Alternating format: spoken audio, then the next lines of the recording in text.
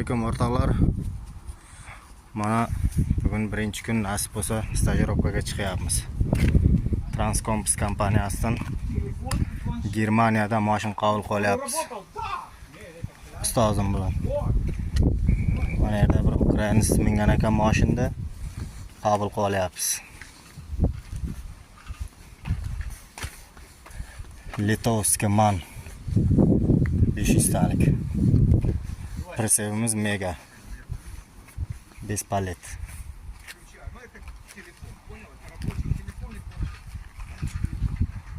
Shu mashinani qabul qilyapmiz. Nasib xudo xolasa dushanba kundan ishda boshlaymiz. Mana bizning yuklarimiz. Ustozniki Ader. Ikkomizga bittadan Ader so'mka. Xavfli yuk tashishga nimalar? Kiyim, kaska, shu anjomlar. Agnishnetl. Mana ichkarida qabul qilyapti, tushuntiryapti. Tentovka.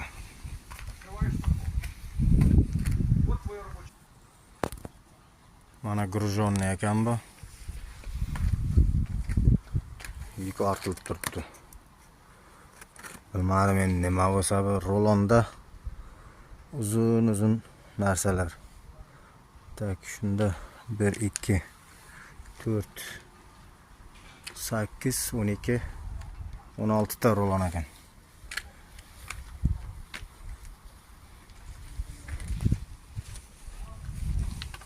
Mana yerda ham bir toychoq turibdi, lekin bu bizga tegishli emas ekan.